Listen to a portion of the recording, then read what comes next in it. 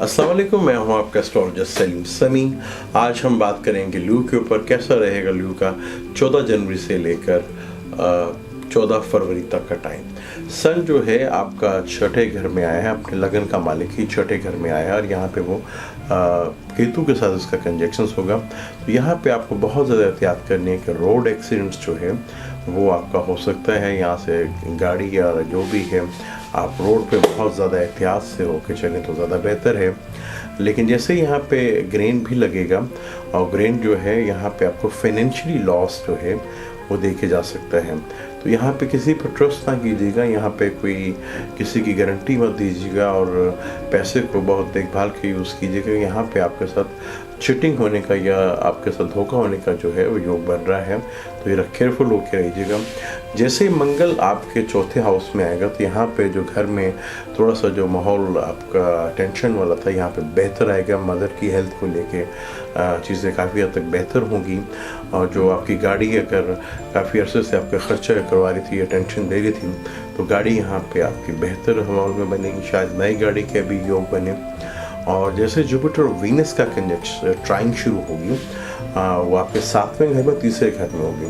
तो एक तो अंदरूनी मुल्क में सफ़र करने से आपको बेनिफिट्स मिलेंगे। फैमिली से रिलेशनशिप जो है, जो अगर कहीं से आपकी अनबन चल रही थी वहाँ पे बेहतरी आना शुरू होगी। जो मेहनत करेंगे उसका आपको सिला मिलेगा और वाइफ से या बिजनेस पार्टनर से आपको कहीं से माली फ़ायदा होता हुआ नज़र आ रहा है और डेली सोर्स ऑफ इनकम में भी आपको डेफिनेट को यहाँ पे फ़ायदा होगा।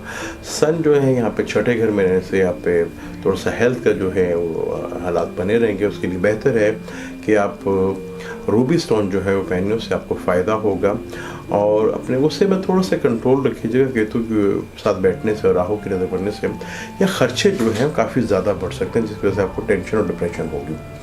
और जो खर्चा आपके बिला वजह आपने ज़रूरत बढ़ा लिए थे उनकी तरफ जो है आपको आहिस्ता आहिस्ता घटना शुरू होंगे, क्योंकि पिछले सैटर्न का सन के साथ बैठना, सैटर्न का वो वहाँ पे काफ़ी आपको कोई गलत फैसले जो आपने किए थे वहाँ पे आपको थोड़ी सी बेहतरी ज़रूर मिलेगी।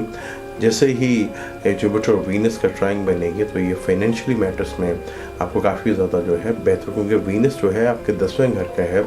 तो बिज़नेस से रिलेटेड और जॉब से रिलेटेड जो लोग हैं यहाँ पे ये इन्हें काफ़ी बड़ी खुशखबरी मिलेगी। अब मुझे इजाज़त दें, इंशाल्लाह नेक्स्ट टॉपिक पे विर्गो और लिब्रा पे बात करेंगे। अल्लाह हाफिज़।